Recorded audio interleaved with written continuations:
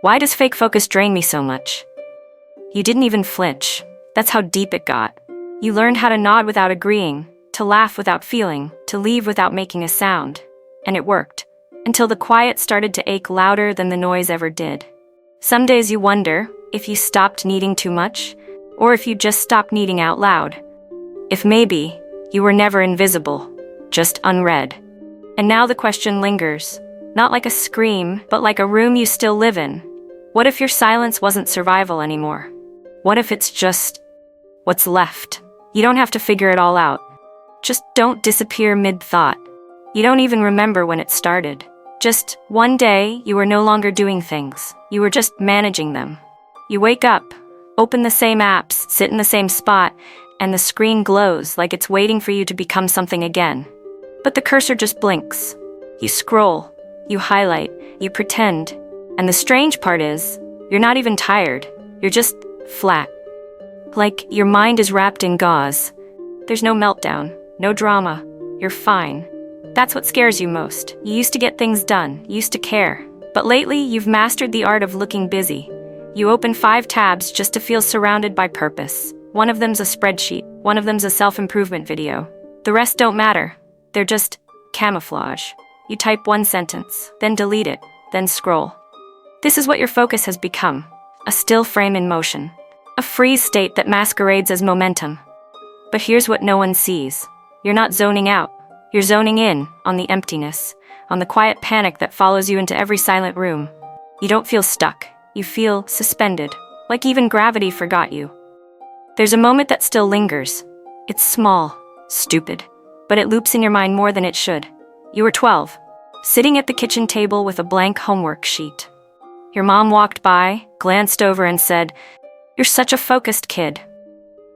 But you weren't focused. You were frozen. Staring at the same sentence, rereading it, praying no one would ask a question. You learned early that stillness gets praised, that silence buys time, that if you just look like you're concentrating hard enough, no one will see that you're lost. That's where it began. The reward for faking function, the applause for holding still. And over time, it stopped being a trick. It became a rhythm, then a pattern, then you.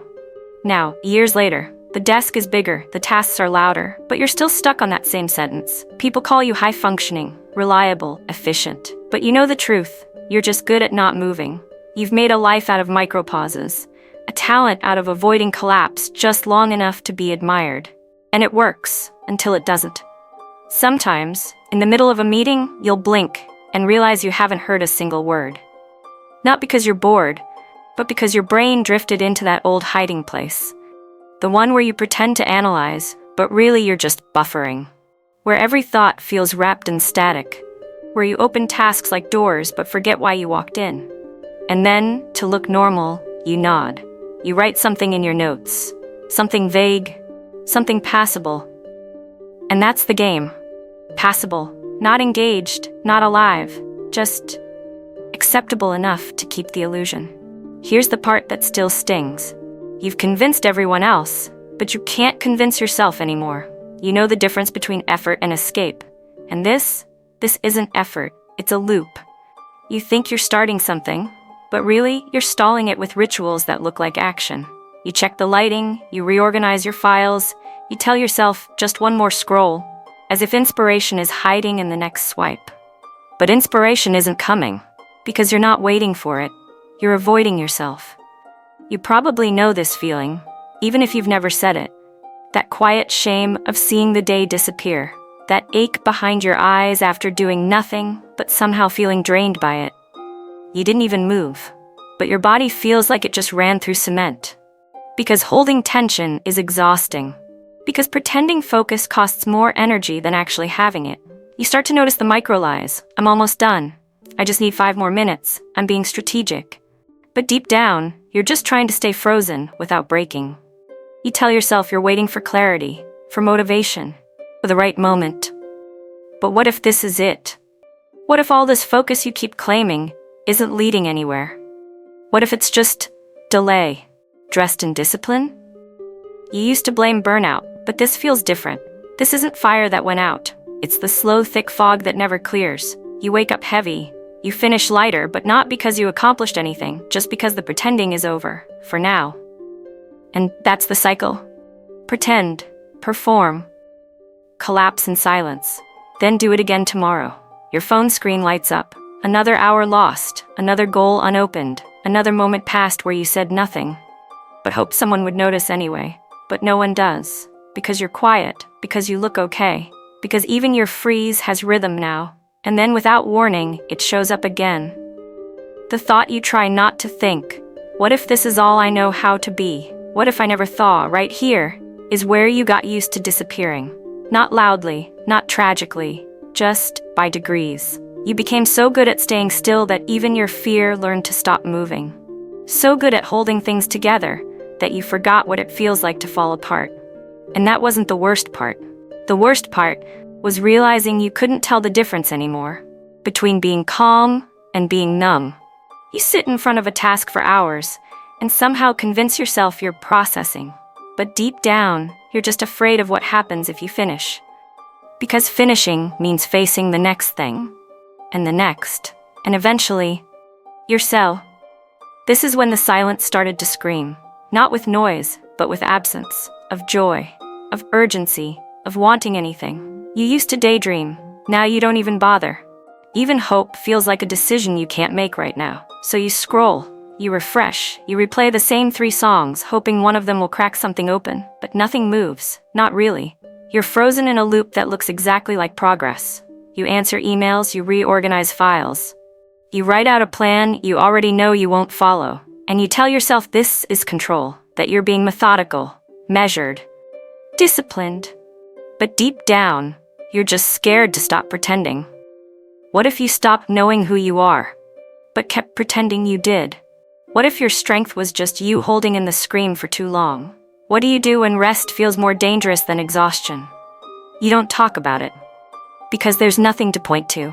No breakdown. No visible wound. Just the slow erosion of belief.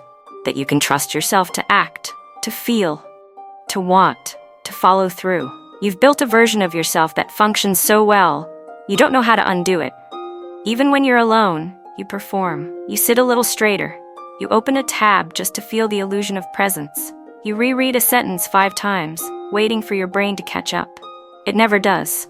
Here's the part that still hurts. You don't remember the last time you felt proud, not relieved, not finished, not praised. Proud. Because everything now feels like maintenance. Like you're holding up scaffolding that no one even asked you to build. You're not moving forward. You're just holding still with conviction. And no one sees it. Not because they don't care, but because you've made it look effortless. You turned your freeze into a feature, into a skill, into a mask so convincing, even you applauded it. Until the applause stopped feeling like anything said. You thought if you kept going, something would click. That eventually, momentum would carry you back to yourself. But now you're just here. Wearing the shape of someone who used to know how to begin. And this is where something quietly broke. Not in crisis, not in flames, but in that moment you realized you didn't miss yourself. Because missing would mean remembering, and remembering would mean thawing. And thawing hurts. You don't need to be told what this is. You already know. It's not distraction. It's not procrastination. It's not burnout. It's grief. Grief for the version of you that used to move, used to try, used to want. And the cruelest part? No one noticed she left. Not even you. Maybe that's what scares you most. Not that you froze, but that you got used to it, that you adapted, that you stopped asking for warmth and started calling the cold focus. It didn't fall apart. It faded, and no one noticed but you. And even now, you still don't know what to do with the silence. Because it's yours, and it won't leave until you do. Maybe you never meant to disappear. Maybe you were just trying to stay small enough so no one would ask why you stopped moving. You kept the lights on, kept the screen bright, kept the silence looking like focus. And somewhere in there, you forgot what it felt like to want something without needing to perform it first. You didn't freeze because you gave up. You froze because it was the only way to stay visible without being seen too closely. It wasn't exhaustion. It was the cost of always holding yourself together just long enough to not be questioned. You tried to rest, but even your rest rehearsed the next step.